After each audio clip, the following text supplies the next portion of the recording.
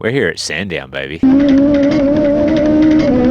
Really old school. I mean, it's so old they haven't upgraded the tarmac in quite a bit. It's bumpy. But we're going to go on another track walk and we're going to talk about all the ins, the outs, the things I love, the things I hate, and the things in between. Maybe some cool stories as well as these runners come up behind me. They're active. I think this is a real F1 movie, isn't it? Sunny Hayes. They just call it GT. Our lap's going to be a lot slower than that. So they call Sandown the home of horsepower. And the real reason they did that was on a pun of horses being on the track. Well, that track over there, the actual turf track. I don't know if horses actually race there anymore. Yeah, they probably do, but that's not important. We're here to talk about the real thing. But anyways, coming on to the main straight. It's bumpy. It is bumpy as hell.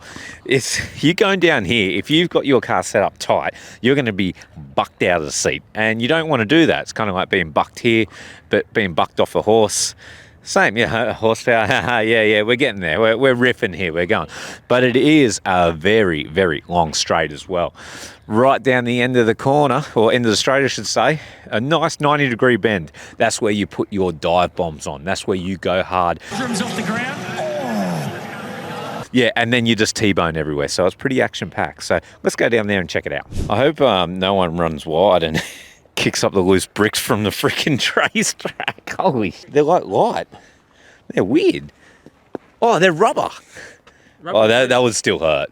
Yeah. I don't want that going through my windscreen. But yeah, another thing to watch out for at Sandown Raceway, loose rubber bricks. Now, if you thought the straight was wide, wait until you get down to turn one, because it gets skinny. So what that does is, as everyone comes down there, 4 or 5 wide, even better in the Aussie Racing Cars, they're only getting about 1 to 2 wide coming down here. That's where you see the accidents. That's where you see the action. I love this. It's a classic 90-degree corner, but it squeezes the most out of you. Classic exit, but Melbourne, being wet, being rainy, and not like today where it's beautiful, it starts to pull up water there. You'll go down there, you'll think you're okay, you'll lose traction quite quickly. Before we get down there, we've got to watch out for this. It's not a curb, it's a ski jump. If it gets cold here in Melbourne, it gets snow caps on top of it. That's how lethal this thing is here. If you go sideways over this thing, you can expect to be over there on your roof. Let's see what happens, but make sure you don't go too far over here where you drop down into the ditch. That's actually quite tall. That's like nearly, I don't know, half a shin. Well, that's the measurement, about the shin height there. Talking about that pooling of water, we haven't seen rain all day today, and if you look straight over there, it gives you an idea of how it pulls up. So as you're full throttle, you're plucking gears, you're getting really up there, you slip on yourself, you start to spin out, and you start to shit yourself. But if you start to shit yourself, remember this, turn left, because there's a toilet block in the middle of the track. Let's go check it out. I've always wanted to have a look at this thing. So yeah, for anyone that's wondered about the toilet blocking, they freaking locked it. Don't, if you do shit yourself on that corner, don't come down here. Even my toilets are locked. Oh, they've got a portaloo here as well, so that's okay. Oh, even the men's are locked. Oh, fucking man. Oh, it looks dank in there. I've always wanted to check it out. Anyways, that's part of the track walk. These are the bonus edits you get with me, so whatever. Oh, there's nothing under it. It's just a brick in the middle of the road. I'm going to say this early. Don't go anywhere off the track. You're going to destroy not only your car, but your anus as well. You've come through the watery section of coming through the gallows there. You go into this chicane. It gets tighter again. The whole section just gets tighter and tighter and tighter till it's literally trying to squeeze you up the other side. Bigger cars use those curbs. You need to use a lot of those curbs, similar to very much like a street circuit, where you want to get up and over the curb to maximise what's going on. Small cars like your Radicals or your Aussie Racing Cars that are racing here this weekend, touch those curbs, you are guaranteed to go over the other side and into the wall. It will buck the absolute living daylights out of you. Get around here, use the curb if you can, but make sure you're smooth and sharp and fast as you slip through. And yeah, go further around the track. I lost my words. Mind the wall. There's a lot of people, as you can see, the damage into it from people literally going up and over the bump and into the wall. So you will crash through the back of someone's house there. They probably won't appreciate it. You'd have to talk about insurance and all that type of stuff. City Rural Insurance. Make sure your stuff's insured. It's real skinny as per, again, turning into the left-handed to get up and going. You need to get your speed up around here, so you need to carry a lot of speed, because if you really balk up this next corner, you're going to be slow all the way up the hill for the next straight. So real tight, real aggressive, good passing manoeuvres as well, if you're gutsy enough to throw it up the inside. Coming up the back straight, well, if you can call it that, still got a kink in the middle of it. Another one of Australia's famous straights that aren't really that straight. It's not until here that it opens up. So you've got to go through that last section, either 2x2 or as skinny as hell as you can go. And it's not until here you can get a run. So if you get a really good run down there, you've got to be ballsy to make a move before you get onto this section. When we go up the hill and then we go into the scariest part of the track, real high speed, real scary. Now, you don't turn left onto this racetrack. The part of this racetrack actually just doesn't exist anymore, or there's real tiny bits of it. So I believe it was back in the 80s, there was an FIA race that came here, an international race, and the track had to be a certain length. So what they did is, because Sandown's got hardly any room and they wanted to host a race here in Melbourne, they extended the track, and this is what is left over of this section of the track. So it went down, cut through the middle of the horse section here, was real tight and twisty, wasn't really favoured by drivers. So it lasted a couple of years and they tore it out. So we're standing on a bit of historic racetrack. One of Australia's fastest, sweepiest, funnest corner. Violent impact. I don't think that's an award you can give it, but I'm giving it that award. The fastest, sweepiest corner of Australia. You have won. Your top speed coming up and over the hill, and you're coming in here absolutely blind as you drop down over to the left. You don't want to go too far right, or you're going to stuff the chicane section going down there into Dandenong Road, into the left-hander tight here as well.